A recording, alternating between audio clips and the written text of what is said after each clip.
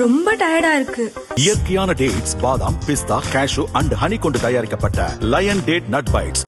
Wherever you go, whatever you do, throw a little at it. Omax, Vest and Briefs. தினமல நேயர்களுக்கு அன்பான வணக்கம். நம்மோடு முன்னாள் தலைமை தேர்தல் ஆணையர் திரு கோபால்சாமி அவர்கள் இணைந்திருக்காங்க. சார் வணக்கம். வணக்கம் சார். தமிழ்நாட்டில் இருக்கக்கூடிய மக்கள் கொஞ்சம் அதிர்ச்சிக்குள்ளாக இருக்காங்க. கிட்டத்தட்ட 97 லட்சம் பேர் எஸ்ஐஆரில் நீக்கப்பட்டிருக்கிறார்கள் அப்படிங்கிற தகவல். முதல்ல இதை எப்படி அதிர்ச்சியாக பார்க்குறதா, எப்படி எடுத்துக்கிறது? இது அதிர்ச்சின்னு சொல்ல வேண்டிய அவசியம் இல்லைங்க. நான் கொஞ்சம் எதிர்பார்த்ததோட கொஞ்சம் கூட, ஆனால் 50-60 லட்சம் கண்டிப்பாக வரும் தான் எதிர்பார்த்தேன் நான். ஏன்னா ஒரு எக்ஸ்பீரியன்ஸ், மற்ற ஸ்டேட் எக்ஸ்பீரியன்ஸ் பார்த்தீங்கன்னா, தட் இஸ் பீகார்லாம் பார்த்தீங்கன்னா, இது ஆகிறதுக்கு நல்ல வாய்ப்பு இருக்குது, சான்ஸ் இருக்குது தான். ஆனால் ஒன்று உங்கள்கிட்ட சொல்ல விரும்பினேன், இதில் வந்து இப்போது 97 லட்சம் சொல்லியிருக்காங்க. பட் விடுபட்டவர்கள் வந்து அப்ளிகேஷன் போடுவாங்க, இன்னும் அவங்களுக்கு டைம் கொடுத்துருக்காங்க. அதனால் அது குறையறதுக்கு வாய்ப்பு இருக்குது. ஒரு பெரிய ஹியூஜ் நம்பராக இருக்குது சார். நம்ம பீகாரில் 60 லட்சம் 67 லட்சம் அப்படிங்கும் போதே ஒரு மிகப்பெரிய அளவில் அது போராட்டமாக மாறுச்சு. இந்த 97 லட்சம் அந்த மாதிரியான சூழலை உருவாக்குமா? உருவாக்குறதுக்கு சான்ஸ் இல்லை. ஏன்னா பீகாரை விட இங்கே வந்து அரசியல் கட்சிகள் வந்து நிறையா இதில் இன்ட்ரெஸ்ட் காமிச்சு அவரும் வேலை செஞ்சுருக்காங்க, களத்தில் இறங்கி அவங்கள வேலை செஞ்சுருக்காங்க. அதனால் நிலைமை ஒரு வழியாக அவங்களுக்கும் புரிந்திருக்க வேண்டும். அதனால தான் இங்கே பெரிய அளவில் வந்து அதுக்கு விரோதம் இருக்கிறதுக்கு சான்ஸ் இல்லை. அவங்களும் என்ன பண்ணுவாங்கன்னா, இப்போ எதுவும் விடுபட்டு போச்சுன்னா, அதாவது இப்போ நீங்கள் ஸ்டாட்டிஸ்டிக்ஸ் பார்த்தீங்கன்னா, இறந்தவர்கள் 26.9 லட்சம். அது என்ன அதுக்கு கணக்கு ஒன்று பண்ணி பார்த்தீங்கன்னா, சின்ன கணக்கு ஒன்று சொல்கிறேன். தமிழ்நாட்டில் வந்து இறப்பு விகிதாச்சாரம் வருஷத்துக்கு 1000க்கு 0.65. அந்த கணக்கு பார்த்தீங்கன்னா வருஷத்துக்கு 0.65ங்கிறது என்ன, 1000க்கு 0.65ங்கிறது என்ன ஆகும்னா, சற்றேறக்குறைய 3 லட்சம் வருஷத்துக்கு ஆகும். ஸோ அட்லீஸ்ட் குறைந்தபட்சம் ஒரு 5-6 வருஷத்துக்கு இறந்தவர்கள் பெயர்கள் நீக்கப்படவில்லை என்றது சொல்ல முடியும். 26 லட்சம் வருஷத்துக்கு 3 லட்சம்னா 7-8 வருஷம் கூட சொல்லலாம். இதில் பெரிய அளவில் டூப்ளிகேட் 3.98 3.98 அதுலேயும் ஒன்றும் சொல்ல வேண்டிய அவசியம் இல்லை. இந்த ஷிஃப்ட்டுங்கிற அல்லது ஆப்சென்ட் அதில் வந்து 66.4 இதில் வந்து மாற்றம் ஏற்பட வாய்ப்பு இருக்குது. சில பேர்கள் வந்து வெளியூர் போயிருக்கலாம், அவரை வந்து ஃபார்மை ஃபில்அப் பண்ணாமல் இருந்திருக்கலாம், அதனால் அவங்க ஃபார்ம் திரும்பி போகாமல் இருந்திருக்கலாம். அது ஒரு சாத்தியக்கூறு தான். அது அவங்கெல்லாம் மறுபடியும் அப்ளை பண்ணுவாங்க. இது அதனால் அது கொஞ்சம் குறைய வாய்ப்பு இருக்குது, ஆனால் ரொம்ப குறையும்னு எனக்கு தோணலை. இது வந்து சென்னையில் வந்து உங்களுக்கு அந்த ஃபிகர் பாருங்க, அந்த அது நிறையவே இருக்குது. சற்றேறக்குறைய 35% அப்படின்னு சொல்றாங்க. ஹையஸ்ட் ஷேர் மாவட்டத்துக்கு சேர்த்து 15 லட்சம் பேர், சென்னை, திருவள்ளூர், காஞ்சிபுரம். அதான் 14.2 லட்சம் 35% ஆகுது. 35.6 விழுக்காடு ஆகுது. அது வந்து ரொம்ப சர்வசாதாரணமா அதை எடுத்துக்க வேண்டிய அவசியம் தான். ஏன்னா சென்னை போன்ற பெருநகரம் வளர்ந்து கொண்டு வருகிறது, தமிழ்நாடும் வளர்ச்சி காண்கிறது. ஆனால் சென்னை போன்ற பெருநகரம் அதிக அளவில் வளர்ச்சி காண்கிறது. அப்போ வந்து ஷிஃப்டட் நிறையா இருப்பாங்க, விட்டுட்டு போகிறவங்க, புதுசாக வரவங்க அப்படிலாம் நிறையா இருப்பாங்க. அதனால் மற்ற இடங்களுக்கு போகலாம், அல்லது வந்து வெளி மாநிலங்களுக்கு போகலாம். ஸோ அந்த ஃபிகர் வந்து 66 கொஞ்சம் அதிகமாக இருந்தாலும், விடுபட்டவர்கள்லாம் எடுத்துக்கிட்டிங்கன்னா அது கொஞ்சம் குறையலாம். அதுபடி பார்த்தா கூட அது சற்றேறக்குறைய 25-26 விழுக்காடு வந்துடும். 35.6 விழுக்காடு காமிக்கிறாங்க. ஒரு 10 லட்சம் இல்லை 5 லட்சம் மீண்டும் அவர்கள் தங்களுடைய படிவங்களை பூர்த்தி செய்து கொடுத்தார்களாக அவள் ஏற்றுக்கொள்ளப்பட்டால் அந்த 66 லட்சங்கிறது குறையும். அப்படி இருந்த போதிலும் ரொம்ப குறையறதுக்கு வாய்ப்பு இல்லை. இப்போ ஒட்டுமொத்த தமிழ்நாட்டில் ஒட்டுமொத்த தமிழ்நாடு வாக்காளர்கள்ல 97 லட்சம் அப்படிங்கும் போது ஒரு சர்டன் பர்சன்டேஜ், கிட்டத்தட்ட ஒரு 15-20% டோட்டலா இல்ல சார்? ஆமா, அது ரொம்ப சர்வசாதாரணமான விஷயங்க. நம்ம ஏன்னா ஒரு ஒரு விஷயம் புரிஞ்சுக்கணும். நம்ம வருஷா வருஷம் என்ன பண்றாங்க, யாரு புதுசா அப்ளிகேஷன் போடுறாங்களோ அதை ப்ராசஸ் பண்ணுவாங்களா இருக்கும். வீட்டுக்கு வீடு போய் செக் பண்றது இல்லை, செக் பண்ணவும் முடியாது, கஷ்டம். அது தெரிஞ்ச விஷயம்தான். அதனால என்ன ஆகும்னா, நான் சொன்ன மாதிரி இப்போ ஒரு 8 வருஷத்துக்கு சற்றேறக்குறைய 8 வருஷத்துக்கு உள்ள இறந்தவர்கள் வந்து வாக்காளர் பட்டியலில் நீக்கப்படவிருந்து பார்த்தாலே தெரியுது. இல்லை 26 லட்சம் 26.9 சற்றேறக்குறைய 27 லட்சம் பேர் வந்து இறந்தவர்கள் பேர் இருக்கு அப்படின்னு சொன்னா வருஷத்துல 3 லட்சம் இறக்கிறார்கள் என்று வைத்துக் கொண்டாலும் 8 வருஷத்துக்கு நீங்க நீக்கல்ங்கிறது வெளிப்படை. அதனால அது ஒன்றும் வித்தியாசப்பட வாய்ப்பு இல்லை. ஷிஃப்ட்டுங்க வரைச்சுன்னா அதில் வந்து சில பேர் வந்து தங்களுடைய படிவத்தை பூர்த்தி செய்யாமல் இருந்திருக்கலாம். அதனால அவங்க ஷிஃப்டட் அல்லது ஆப்சென்ட் என்ற கேட்டகரியில் அவங்கள போட்டிருக்காங்க. அது மறுபடியும் அப்ளிகேஷன் கொடுத்தாங்க. இது எதனால காரணம்னா, ஒவ்வொரு வருஷமும் வந்து இந்த மாதிரி தீவிரமாக செய்யப்படுவதில்லை. யார் யார் புதுசாக அப்ளிகேஷன் போடுறாங்களோ அவங்கள எடுத்துப்பாங்க. வீட்டுக்கு வீடு போகாதனால இடம் மாறி போனவர்கள் இன்னொரு இடத்துக்கு போய் தங்களை பதிவு செய்து கொண்டார்களே. ஆனால் முன்னாடி இருந்த இடத்துலேருந்து அவங்க பேரை நீக்க வேண்டியதற்கான சாத்தியக்கூறுகள் இப்போ குறைவா போய்விட்டது. எதுக்கு குறைவா போயிட்டதுன்னு சொல்றேன். முன்னெல்லாம் எப்படி சிஸ்டம் இருந்துச்சுன்னா, நீங்க புது இடத்துல போய் ஒரு இடத்துல போய் புதுசா நீங்க உங்களை வாக்காளராக சேர்த்து கொள்வதற்காக படிவம் அப்ளிகேஷன் போடுறீங்களோ அப்போ நீங்க முன்னாடி எங்க இருந்தீங்கன்னு கேட்பாங்க. அந்த முன்னாடி இருந்த இடத்த குறித்து சொன்னீங்கன்னா அவங்க அதை வச்சுக்கிட்டு அங்கே முன்னாடி உங்களை இங்கே வாக்காளர் பட்டியலில் சேர்த்து விட்டு முன்னாடி நீங்கள் இருந்த இடத்துல அதை நீக்கணும்னு அது விதிமுறை. ஆனால் நிறையா பேர் வந்து அது கொடுக்காம இருப்பாங்க. 2004 வாக்கில் வந்து கமிஷன் என்ன பண்ணாங்கன்னா, நிறைய பேர் இந்த மாதிரி கொடுக்கறதில்ல. அதுக்காக அவங்க வந்து இன்னொரு இடத்துல வந்துட்டாங்கன்னுங்கிறது நிச்சயம், அவங்க தான் நிச்சயம். அவங்கள சேர்க்காம இருந்தோம்னா அது தவறு. ஸோ ஒரு பெரிய தவறு செய்யாமல் சின்ன தவறு பரவாயில்ல, அதாவது அவங்க முன்னாடி இருந்த இடத்துல நீக்காட்டாலும் பரவாயில்ல, அது அவங்க கொடுக்காட்டாலும் பரவாயில்ல, ஒத்துக்கொள்வோம் அப்படின்னு சொல்லி ஒத்துக்கொண்டாங்க. அதனோட விளைவு தான் இப்போ வந்து டியூப்ளிகேட்ஸ் வருது. இன்னொரு இடத்துல வந்துடுறாங்க, நான் பழைய இடத்துல அவங்க பேர் நீக்கப்படுறதில்லை. இது ஒரு விஷயம் நடக்குது. இனிமே வர காலகட்டத்தில் இதை இன்னும் பெட்டராக கண்ட்ரோல் பண்ண முடியும். ஏன்னா இப்போ ஆதார் நம்பர் எல்லார்ட்டையும் வாங்கி வச்சாங்கன்னா, ஒரு இடத்துல அவர் வந்து சேரும்போது அவர் குத்து மதிப்பாக அவர் சொன்னால் போகிறோம், நான் இந்த ஊரில் முன்னாடி இருந்தேன்னு சொன்னால் கூட போகிறோமா, ஆதார் நம்பர் கொடுத்தாருன்னா ஆதார் நம்பரை வச்சு அங்கே இருக்கிற ஆதார் நம்பரை பார்த்து அதை டெலீட் பண்ண, அந்த என்ட்ரியை டெலீட் பண்ண சான்ஸ் இருக்குது. இந்த மாதிரி சில விஷயங்கள் மேற்கொண்டு செய்யப்பட வேண்டும். அது சரியாக செய்து விட்டாருன்னா இந்த மாதிரி புலம்பெயர்ந்தவர்கள் இன்னொரு இடத்துல வந்து சேரும்போது 2 இடத்துல பேர் இருக்கும்படியான சந்தர்ப்பங்கள் குறைவாக உருவாகும். இப்போ ஒரு வீட்டுல சார் கணவன் மனைவிக்கு வந்துருது, எஸ்ஐஆர் பிறகு வந்துருது அந்த லிஸ்ட்ல, ஆனா அவங்களுடைய குழந்தைங்களுக்கு மிஸ் ஆகுது. சில தவறுகள் நடக்கிறது வாய்ப்பு இருக்கு. ஏன்னா இவங்க அப்லோட் பண்றச்சே தவறு பண்ணலாம். இன்னொரு உதாரணம் உங்களுக்கு சொல்றேன். இந்த புறநகர்ல வந்து புதுசா வந்தவங்க அப்ளிகேஷன் போட்டு அவங்க பேரை சேர்க்கறதுக்கு போட்டாங்க, பேர் சேர்த்துட்டாங்க. ஆனா என்ன ஆச்சுன்னா, ஒரு கணவன் பேர் வந்து பக்கத்தில் இருக்கிற போலிங் ஸ்டேஷன்ல, மனைவி பேர் அங்கேருந்து 2 கிலோமீட்டர் தள்ளி உள்ள போலிங் ஸ்டேஷன்ல ஆச்சு. இது வந்து மனித தவறு தான்.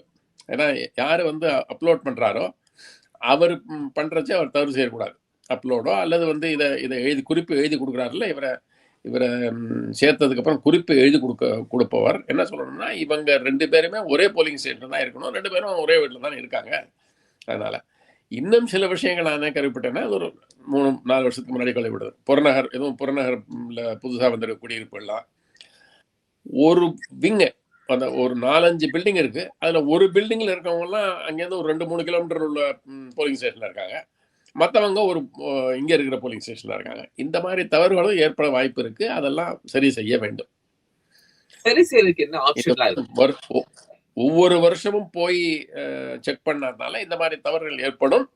இனிமே வந்து ஒவ்வொரு வருஷம் போய் செக் பண்றதுங்கிறது ஒரு முடியாத சமாச்சாரம் தான். அது எனக்கு வேற விதமான இதுல ஒரு அபிப்பிராயம் இருக்கு. அது அப்புறம் சொல்றேன்.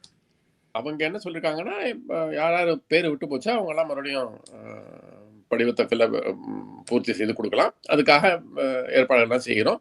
அந்தந்த போலிங் ஸ்டேஷன் ஏரியாவில் அவங்க பிஎல்ஓஸ் இருப்பாங்க, அவங்கள்ட்ட கொடுக்கலான்னு சொல்லியிருக்காங்க. 1 மாதம் டைம் இருக்குது. அந்த சமயத்தில் யார் பேர் விடுபட்டு போயிடுதோ அவங்க வந்து அப்ளிகேஷன் கொடுத்தாங்கன்னா அவங்க பேரை ஆராய்ச்சி அதை மறுபடியும் சேர்ப்பாங்க. அதனால தான் அவங்களையும் சொல்லியிருக்காங்க. சற்றேறக்கூடிய 10 லட்சம் பேர் அதிகமாக இருக்க வாய்ப்பு இருக்குன்னு அவங்களையும் சொல்லியிருக்காங்க. அதையே சொல்லியிருக்காங்க, அவங்களுமே சொல்லியிருக்காங்க. இப்போ பீகார்ல இருக்கும்போது, பீகார்ல இந்த மாதிரி பேரை சரியா பதிவு பண்ணணும், அந்த ஃபார்ம் குடுக்கணும் அப்படிங்கிற புரிதல் கொஞ்சம் குறைவா இருக்கும். ஆனா தமிழ்நாட்டுல பொலிட்டிக்கல் பார்ட்டிஸ் அவங்களுடைய ஏஜென்ட்ஸ் எல்லாம் போட்டு ரொம்ப ஸ்ட்ரென்தனிங் பண்ணியிருந்தாங்க. அவங்களுடைய கேன்வஸிங் அதிகமா இருந்துச்சு. அப்படிங்கிற நிலையிலயும் இந்த நம்பர்ஸ் 97 லேக்ஸ் அப்படிங்கிற 97,37,000 அப்படிங்கிறது ஒரு எனாமரஸா பிக்கா இருக்குல்ல. ஏன்னா எலெக்ஷன் நம்ம ரொம்ப நுட்பமா பார்க்குற தமிழ்நாட்டுல. இல்லைன்னு சொல்லலை. ஆனால் அதுக்கு ஒரு காரணம் நான் சொல்கிறேன் ஒன்றுங்க. நான் என்னோட ஏரியாவில் இருக்கிற பிஎல்ஓ அவங்க என்ன சொன்னாங்க சொல்கிறேன், உங்களுக்கு புரியும் ஏன் அது ஆகுதுன்னு. சில இடங்களில் அவங்கள வந்து கடினமாக பேசினாங்க. எதுக்கு வரீங்க, இந்த சமயத்தில் ஏன் வரீங்க, வேற நாளில் வாங்க, எப்போ பூர்த்தி பண்ணி கொடுப்பீங்கன்னு கேட்டால் அது சொல்ல முடியாது. இந்த மாதிரி விஷயங்கள்லாம் நிறைய நடந்தது. ஸோ மெத்த படித்தவர்கள் வந்து மெத்த தலைக்கணம் உள்ளவர்களாகவும் இருக்கலாம் இல்லையா. இவங்க வந்து அவங்களோட முயற்சியில் வந்து கேட்குறாங்க, அவங்கள பொருட்படுத்தாமல் அவங்கள ஒரு துச்சமாக மதித்து பண்ணவங்களும் இருக்காங்க. அதுக்கப்புறம் அவங்க என்ன ப்ரொசீஜரில் மாறுபாடு செய்தார்கள்னா, நீங்கள் வந்து இதுவெல்லாம் கொடுக்கலன்னா நான் வீடு வீடாக வர வேண்டிய அவசியம் இல்லை, நீங்கள் வந்து அங்கே இந்த போலிங் ஸ்டேஷன் ஏரியாவில் வந்து கொடுங்கன்னு சொல்லிட்டாங்க. அது சில பேர் செய்யாமல் இருந்திருக்கலாம், நிறைய பேர் செய்யாமல் இருந்திருக்கலாம், நான் எது போகணும் அப்படின்னுட்டு. ஸோ ஓவரால் பார்த்தீங்கன்னா இந்த ப்ரொசீஜரில் சேஞ்ச் பண்ண வேண்டிய அவசியம் இருக்குது. ஓகே. இப்போ 2வது ஒரு டிசம்பர் 19லேருந்து ஜனவரி 19 ஒரு 1 மந்த் டைம் கொடுத்துருக்காங்க. இந்த டைம்குள்ள ஒரு ஒர்க்ஸ் ப்ராசஸ் நடக்கும். இதுக்கப்புறமா எவ்வளோ ஷார்ட் லிஸ்ட் ஆகுறதுக்கான வாய்ப்பு இருக்குன்னு நினைக்கிறீங்க? ஒரு நம்பர்ஸ் மேபி அப்ராக்சிமேட்லி. அது சொல்றது கஷ்டம். ஆனால் விடுபட்டவர்கள் நிஜமாவே விடுபட்டவராக இருந்தால் அவரெல்லாம் அப்ளை பண்ணாங்கன்னா சீஃப் எலக்டோரல் ஆஃபீஸரோட கணக்குப்படி அவன் 10 லட்சம் கூடலாம்னு எதிர்பார்க்காங்க. அது சொல்றது கஷ்டம். ஓகே. இப்போ இந்த செய்தியை பார்க்குறவங்களுக்கு ஐயோ 97 லட்சம் போயிருக்கு, எங்களுடைய இதெல்லாம் இல்லை, திரும்ப கிடைக்குமா அப்படின்னு ஒரு மாதிரி ஒரு பதட்டத்தில் இருப்பாங்க இல்லையா, அவங்களுக்கு நீங்கள் என்ன மெசேஜ் சொல்ல விரும்புகிறீங்க சார்? பதட்டம் அவசியமே இல்லை. ஏன்னா நீங்கள் 1 மாதம் டைம் கொடுத்துருக்காங்க உங்களுக்கு. நீங்கள் அப்ளிகேஷன் போட வேண்டியது, அது கண்டிப்பாக அவங்க ப்ராசஸ் பண்ணி எடுத்துப்பாங்க. அதனால் அதுக்காக பதட்டப்பட வேண்டிய அவசியம் இல்லை. ஆனால் உங்கள் கடமையை நீங்கள் செய்யணும், போய் கொடுக்க வேண்டிய அவசியம் கொடுத்துருங்க. கடந்த முறை நான் தெளிவா எழுதினேன், தெளிவா எழுதவில்லை, தெளிவா கொடுக்கல அப்படின்னா பரவாயில்ல. போன முறை இதே விஷயத்தை தான் நான் செஞ்சுருந்தேன், இந்த முறை இதான் செய்கிறேன். ஸோ ஆஃப்டர் இந்த 1 மந்த்துக்கு அப்புறம் இன்னும் வரல அப்படின்னா அப்படிங்கிற ஒரு பதட்டம் இருக்கும்ல. ஏன்னா ஏற்கனவே இன்டென்ஷனாக நிறைய பேர் நீக்கிறாங்க அப்படிங்கிற ஒரு கருத்துருவாக்கம். ஏன்னா என்ன சொல்லுங்க, ஷிஃப்டட் அண்ட் ஆப்சென்ட்னு இந்த ஆப்சென்ட்டுங்கிற கேட்டகரி தான் நான் சொன்னேன் இல்லையா. நீ எதுக்காக இங்கே வரீங்க, இப்போ ஏன் வரீங்க, அப்புறம் வாங்க, எப்போ வரலான்னு நான் சொல்ல மாட்டேன். இந்த மாதிரிலாம் ஒரு கேட்டகரிலாம் இருக்கும். தவிர ஜெனுவின்லாவே வீட்டை வெளியூர் போயிருக்கலாம், இந்த சமயத்தில் திரும்பி வராமல் இருக்கலாம், அவங்களும் இருப்பாங்க. அது ஷிஃப்டட் வேற இருப்பாங்க. அதனால இதில் வந்து யார் இருக்கிறாங்களோ அவங்க போய் ஃபில்அப் பண்ணி கொடுத்தாங்கன்னா அவருக்கு அவங்களுடைய பேர் மறுபடியும் எடுக்கப்படும்ங்கிறது உறுதியாக சொல்லலாம். இனிமே இந்த முறையை மாற்ற வேண்டிய அவசியம் இருக்குன்னு எனக்கு தெளிவாகப்படுது. அதாவது இதுவரையில் நடந்தது, இத்தனை வருஷத்தில் நடந்தது என்னன்னா, எல்லாமே கவர்மெண்ட்டோட ரெஸ்பான்சிபிலிட்டி. நீங்கள் தான் எல்லாம் பண்ணோம், நாங்கள் கை காலை தூக்க மாட்டோம். இப்போ நான் இந்த உதாரணம் சொன்னேன்ல, எதுக்காக எப்போ வரீங்க, அப்புறம் வாங்க, எப்போ வரலான்னா அது நான் சொல்ல மாட்டேன், இந்த மாதிரிலாம் கேட்டுக்கலாம் இருக்கு இல்லையா. அதனால எல்லாம் கவர்மெண்ட் பண்ணணும், நாம் பண்ண வேண்டிய அவசியம் இல்லைங்க. இந்த நிலை மாறணும். இப்போ வெளிநாடுலாம் எடுத்துட்டிங்கன்னா அவங்க ஒரு தேதி கொடுத்துருவாங்க, ஆளு இந்த ஆஃபீஸுக்கு போய் கொடுங்கன்னு சொல்லிடுவாங்க, என்ன டாக்குமெண்ட் கொண்டு வரணும்னு சொல்லிடுவாங்க, நீங்கள் போய் ரெஜிஸ்டர் பண்ணிக்கணும். உங்களுக்கு இஷ்டம் இருந்தால் பண்ணிங்க, இஷ்டம் இல்லைன்னா விட்டுடுங்க. ஒருத்தரும் உங்களை கம்பேர் பண்ண மாட்டாங்க. அவங்க வந்து உங்களை வந்து கை காலை பிடிச்சி அம்மா தாயா வாங்கன்னு சொல்ல மாட்டாங்க. உங்களுக்கு இஷ்டம் இருந்தால் நீங்கள் போகலாம். அங்கே என்ன பண்ணுவாங்கன்னா, இந்த பொலிட்டிக்கல் பார்ட்டிஸ் என்ன பண்ணுவாங்கன்னா, அவங்க ஒவ்வொரு வாக்காளரையும் போய் பர்சுவேட் பண்ணி நீங்கள் போகணும், உங்கள் டாக்குமெண்ட்டை கொடுக்கணும், ப்ளீஸ் செய்யுங்க அப்படின்னு சொல்லுவாங்க. ஸோ அந்த மாதிரி ஒரு முறை இங்கே வர வேண்டிய அவசியம் இருக்குது. அதை மெதுவாக அதை இம்ப்ளிமெண்ட் பண்ணலாம். அப்போ வந்து ஒரு புறம் நம்ம என்ன சொல்கிறோம், 70 விழுக்காடு கிட்டத்தட்ட இருக்கக்கூடிய 70 விழுக்காடு படித்தவர்கள் இருக்கிறார்கள்னு சொல்கிறோம். இப்போ தமிழ்நாடு மாதிரி ஒரு ஸ்டேட் எடுத்துட்டிங்கன்னா 70 விட அதிகமாகவே இருக்கும். அதனால் படித்தவர்கள் நிறையா பேர் இருக்காங்க. இந்த முறை எஸ்ஐஆரில் உங்களுக்கு வந்து கஷ்டமான பாயிண்ட் எது இருந்ததுன்னா 2002 கனெக்ட் பண்ண வேண்டிய விஷயம். அது ஒன்று தான் கஷ்டமான விஷயமா இருந்தது. இனிமே எடுக்கிறச்சே அந்த பாயிண்ட் இருக்க போகிறதில்ல. நீங்கள் எங்கே இருக்கீங்க, உங்கள் ஆதார் நம்பர் என்ன, உங்கள் பேர் என்ன, உங்கள் அப்பா பேர் என்ன, இதெல்லாம் சொல்லி கொடுத்தீங்கன்னா நான் இந்த அட்ரஸில் இருக்கேன்னு சொன்னீங்கன்னா அவங்க வெரிஃபை பண்ணி அவங்க எடுத்துருவாங்க, அதனால் சேர்த்துருவாங்க. ஸோ இனிமேல் என்ன பண்ணணும்னா 5 வருஷத்துக்கு ஒரு முறை பண்ண போகிறோம். அதை ரெஸ்ட்ரிக்ட் பண்ணிங்க 5 வருஷத்துக்கு ஒரு முறை. எலெக்ஷனுக்கு அதாவது 5 வருஷம் ஒரு பண்ணால் எந்த ஸ்டேட்டில் எப்போ எலெக்ஷன் வருதோ அதுக்கு 6 மாதம் முன்னாடி ஓப்பன் பண்ணி வச்சுருங்க. 1 மாதம் 1.5 மாதம் 2 மாதம் போலிங் ஸ்டேஷன் ஏரியாவில் நீங்கள் வந்து நீங்களே பதிவு பண்ணிக்கோங்க. சில இடத்துக்கு நீங்கள் எக்ஸெப்ஷன் கொடுக்கலாம். 80-85 வயசுக்கு மேற்பட்டவர்களோ அல்லது படிப்பறிவு இல்லாத இல்லை குறைவு படிப்பு உள்ள ஏரியான்னு உங்களுக்கு தோணுதோ, எங்கே வந்து கொஞ்சம் ஹெல்ப் பண்ண வேண்டிய அவசியம் தோணுதோ அந்த இடங்களை விட்டு மற்ற இடத்துலலாம் நீங்கள் சொல்லணும், இனிமேல் கொஞ்சம் கொஞ்சமாக நீங்களே பண்ணுங்க, உங்கள் ரெஸ்பான்சிபிலிட்டி. ஆஃப்டர் ஆல் நீங்கள் வந்து இந்த நாட்டின் குடிமகன். அது குடிமகனாக உங்களுக்கு ஒரு கடமையும் இருக்குது, உங்களுக்கு உரிமை ஒன்று இருக்குது, அதோட ஒரு கடமையும் இருக்குது. அந்த கடமையின் பகுதியாக நீங்கள் போய் இப்போ ரெஜிஸ்டர் பண்ணிங்கன்னா ஆரம்பிச்சோன்னா இது இப்போ ஆரம்பித்து கிட்டத்தட்ட 10-12-15 வருஷத்துக்குள்ளே இந்த மாதிரி ஒரு சிஸ்டத்தை கொண்டு வந்தீங்கன்னா அதுதான் நமக்கு நல்லது. ஏன்னா இப்போயே ஒரு 120-140 கோடின்னு சொல்லிக்கிறோம். அதில் சற்றே இருக்கக்கூடிய 100 கோடி வாக்காளர்ல இருக்காங்க. இன்னும் அது இன்க்ரீஸ் ஆகி போயிட்டே தான் இருக்கும். தவிர வளர்ச்சி காணும் நாட்டில் சென்னை மாதிரி பல இடங்கள் வளர்ச்சி காண்கின்றன. பல பெருநகரங்களில் பழசாக இருந்திருக்காங்க, புதுசாக பெருநகரம் வந்து கொண்டு இருக்கின்றன. அந்த காலகட்டத்தில் எல்லா வேலையும் கவர்மெண்ட் ரெப்ரசன்டேட்டிவ் தான் பண்ணணும்னு எதிர்பார்க்கறதும் கொஞ்சம் கொஞ்சமாக குறைய வேணும். ரொம்ப ரொம்ப முக்கியமான விஷயம் சொல்லியிருக்கீங்க. இந்த ரெஸ்பான்சிபிலிட்டியை பொலிட்டிக்கல் பார்ட்டிஸும் எடுத்திருக்கணும். ஈசி மேலே கம்ப்ளைண்ட் சொல்லாமல் அப்படின்னு குறிப்பிட்டு எவ்வளோ நெருக்கடி இருக்கும். சில தவறு இருக்கலாம். அவங்க ஆஃப்டர் ஆல் ஸ்டாஃப் பண்ணுறதே தவறு பண்ணலாம், அப்லோட் பண்ணுறதே தவறு பண்ணலாம், எழுதுறச்சே தவறு பண்ணலாம், அதெல்லாம் இருக்குது. அதெல்லாம் சொல்லலாம். ஆனால் கொஞ்சம் கொஞ்சமாக நீங்கள் வந்து இந்த ரெஸ்பான்சிபிலிட்டியை அந்தந்த வாக்காளர்கிட்ட கொடுக்கணும். வாக்காளருக்கு ஒரு கடமை இருக்குது. இந்த முறை தான் வெளிநாட்டிலாம் அவங்க செய்கிற ஆஸ்திரேலியாவோ யூஎஸ்ஏயோ அவங்க சொல்லிடுவாங்க, இந்த டேட்டுக்கு ஸ்டாஃப் அவைலபிளாக இருப்பாங்க, ஸ்டாஃப் இருப்பாங்க, நீங்கள் போய் பதிவு செஞ்சுக்குங்க, இன்னென்ன டாக்குமெண்ட் கொண்டு வரணும் பதிவு செய்யறதுக்கு அப்படின்னு அதையும் சொல்லிடுவாங்க. அந்த மாதிரி ஒரு முறை இங்கே ஆரம்பிக்க வேண்டியது. கொஞ்சம் கொஞ்சமாக ஆரம்பித்து ஒரு 10-15 வருஷத்தில் அதை முழுசாக அமல்படுத்த வேண்டியதான் அப்படின்னு எனக்கு தோணுது. Thank you very much sir. உங்கள் முக்கியமான டைமில் நிறைய தகவல்களை பகிர்ந்து கொண்டிருக்கீங்க. நன்றி, வணக்கம். நேயர்களை மற்றொரு நிகழ்ச்சி சந்திக்கலாம். நன்றி.